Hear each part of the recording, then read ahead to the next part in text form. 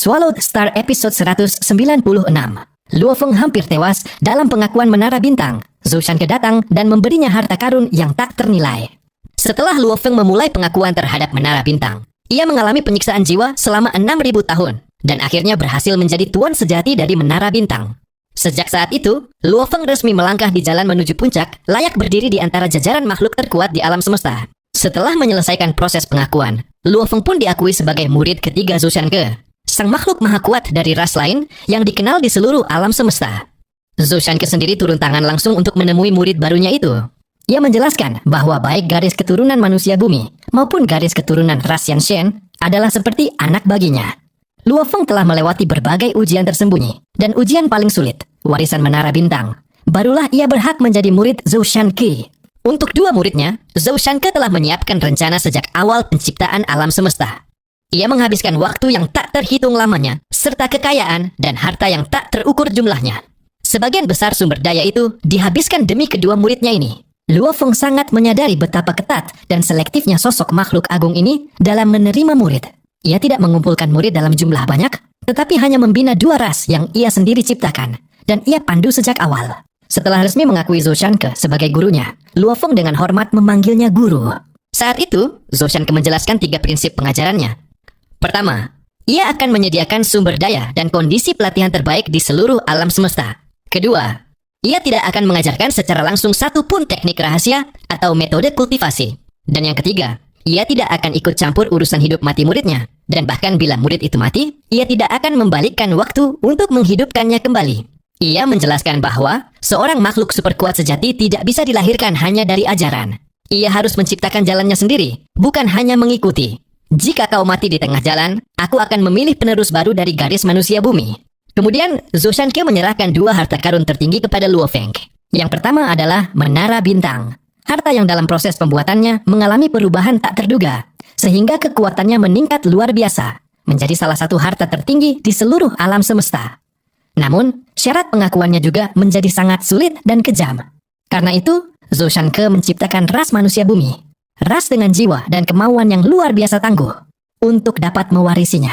Luo Feng masih merasakan ngeri bila mengingat kembali penderitaan panjang dan menyakitkan selama pengakuan menara itu. Zhou Shanke sendiri mengakui kekuatan Menara Bintang sangat besar. Bahkan ia sendiri tidak tahu batas kekuatannya dan mengendalikannya pun sangat sulit. Harta kedua adalah Jia Jia atau zirah pengikat yang saat ini dijaga oleh kakak senior kedua Luo Feng. Semua zirah seperti Bing Jia, Qiang Jia, Wang Jia, dan Huang Jia yang pernah ditemui Luo Feng. Semuanya hanyalah pecahan kecil yang berasal dari Jia-Jia sejati. Harta ini dapat menciptakan mutiara pelindung yang memperkuat seluruh ras. Sementara tubuh utama Jia-Jia hanya cocok digunakan oleh makhluk selevel penguasa alam semesta yang biasa disebut Universe Master. Zhou Shanke lalu menjelaskan tentang kakak senior kedua Luo Feng yang merupakan pemimpin ras Yanshen yang memiliki 2 pusaka utama. Yanshen Halberd untuk pertempuran jarak dekat dan Yuan Hun, pusaka roh yang memperkuat jiwanya. Kombinasi keduanya membuat sang kakak senior kedua menjadi salah satu penguasa yang ditakuti di seluruh alam semesta. Namun, Zhou Shanke masih belum puas. Ia lalu menciptakan ras manusia bumi untuk melengkapi kekurangan bawaan mereka yang memiliki tubuh lemah. Demi hal itu, ia bahkan menciptakan 9 bab rahasia atau 9 volumes Secret Codex yang begitu kuat hingga ditolak oleh hukum alam semesta. Rahasia itu memungkinkan evolusi genetik yang luar biasa. Bahkan mampu melampaui ras istimewa seperti Beast God, yang lahir sudah selevel penguasa alam semesta, namun tidak bisa berkembang biak. Zhou Shanke menaruh harapan besar pada Luo Feng. Ia percaya, dengan tubuh yang diperkuat oleh 9 bab rahasia, tekad dan kesadaran khas manusia bumi, serta kekuatan jiwa yang luar biasa, Luo Feng akan memiliki masa depan tanpa batas. Kemudian, ia menjelaskan mengapa Luo Feng diberi Jia-Jia dan Menara Bintang. Satu untuk memperkuat tubuh dan pertahanan, sementara Menara Bintang sangat cocok untuk mengembangkan kekuatan jiwa, kehendak, dan kesadarannya. Setelah itu, Zhou Shanke membawa Luo Feng dan Putih, atau kakak tertua, melalui portal ruang menuju ruang misterius di dalam Menara Bintang. Di sana melayang jutaan butir air bercahaya dari berbagai warna. Ia menjelaskan bahwa setiap butir air itu berhubungan dengan masa depan ras manusia bumi. Zhou Shanke lalu mengungkapkan masa depan dan batasan ras manusia bumi.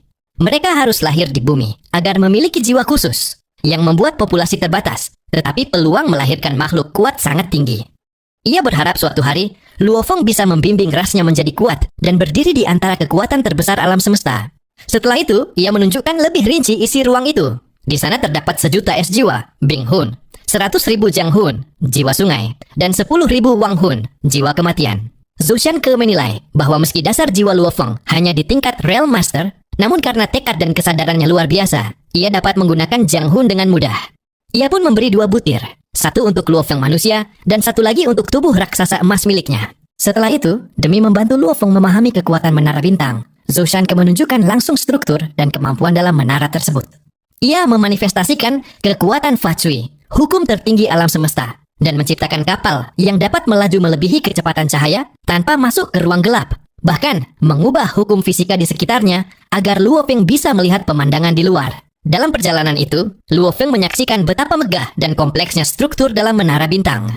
Pilar-pilar besar penuh ukiran hukum, dipenuhi benda-benda aneh dengan aura kuat, dan semuanya terhubung oleh jaringan hukum yang rumit, membentuk satu kesatuan sempurna. Meski Luo Feng sudah menjadi tuan menara, ia belum mampu menggerakkannya. Zhou Shanke menjelaskan, syarat mengendalikan menara bintang jauh lebih berat daripada Jie-Jie. Untuk menggerakkan Jie-Jie saja dibutuhkan kekuatan selevel Universe Master, sementara menara bintang 100 kali lebih sulit. Namun, jika Luo Feng suatu hari dapat mengaktifkannya, bahkan hanya kekuatan dasar menara bintang saja sudah cukup untuk membunuh Universe Venerable dengan mudah. Karena Luo Feng belum cukup kuat, Zhou Shanke memberinya harta pengganti sementara. Lukisan besar yang bisa menyerap hingga 100.000 bintang energi, berubah menjadi pusaka bernama peta bintang.